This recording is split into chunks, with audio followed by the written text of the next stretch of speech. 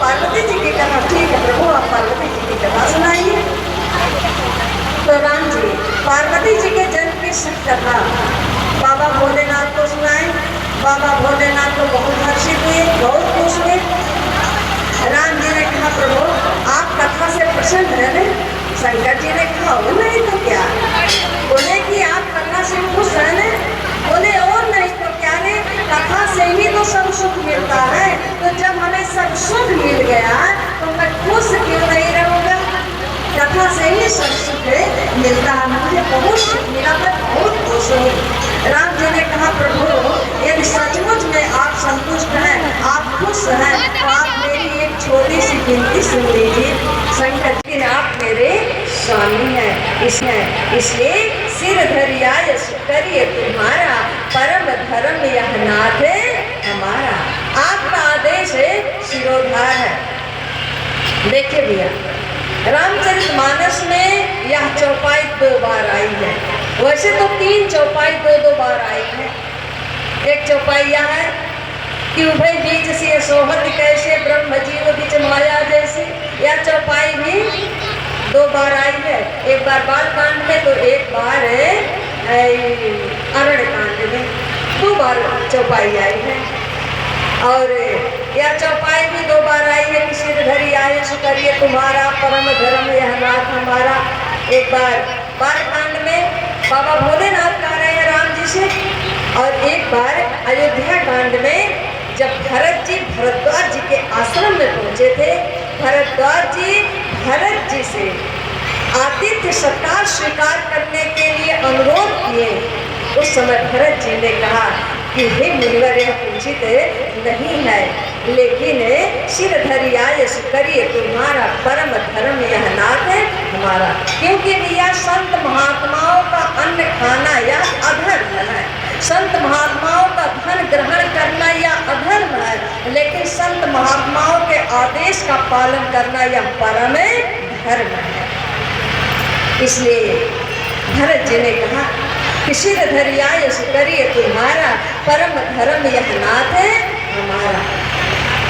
और इधर जब राम जी शंकर जी से विवाह करने के लिए निवेदन करते हैं कि अब विनती मम सुनहु शिव जाऊँ पर निज नेम, तो जाई विवाह शैल चाहे कोई मांगे देव। शंकर जी ने कहा प्रभु यह उचित नहीं है, लेकिन आप मेरे स्वामी हैं, इसलिए सिर धरि आए करिए तुम्हारा, परम धर्म यह नाथ है हमारा।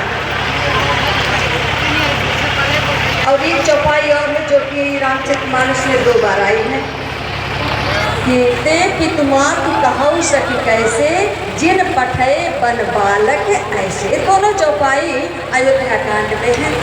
यह चौपाई भी 2 बार आई है। यही 3 चौपाई रामचरितमानस में 2 बार आई हुई है।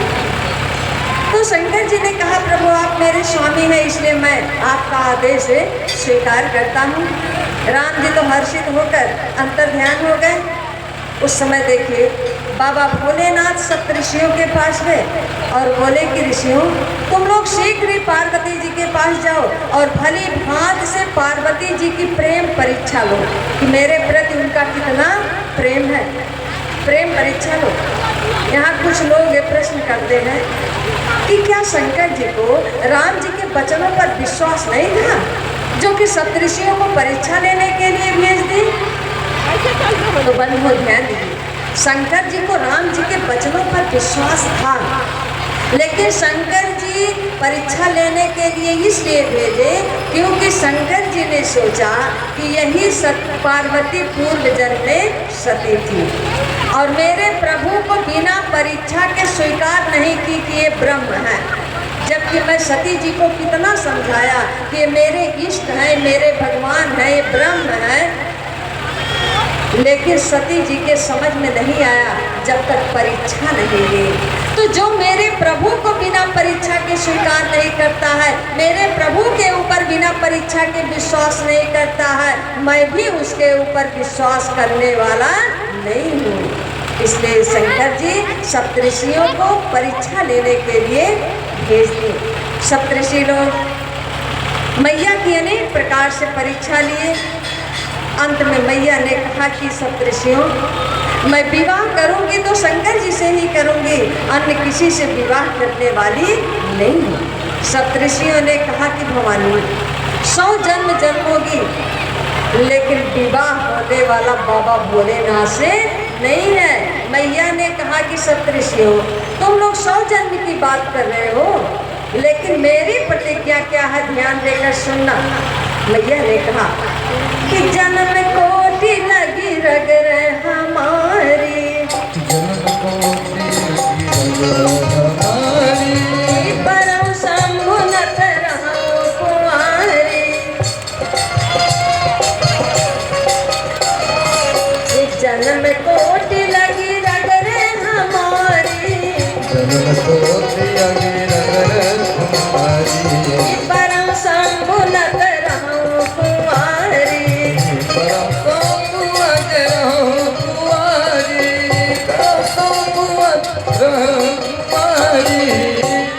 मैया ने कहा कि जन्म कोटि लगी रगर हमारी, बरऊ शंभु न तो रहूं कुंवारी। सप्तऋषि लोग मैया की भली भांति परीक्षा लिए। परीक्षा लेकर बाबा भोलेनाथ के पास थे। बाबा भोलेनाथ के चरणों में प्रणाम किए और बोले कि प्रभु, मैया तो आप ही के लिए तपस्या कर रही हैं और आप ही के ऊपर विश्वास भी करती हैं, और यह भी कह रही हैं कि जन्म कोटि लगी रगर हमारी और बरऊ शंभु न कर रहा हूँ कुंवारी। उस समय बाबा भोलेनाथ बहुत ही हर्षित थे, और ठीक उसी समय दिया ब्रह्मा जी सभी देव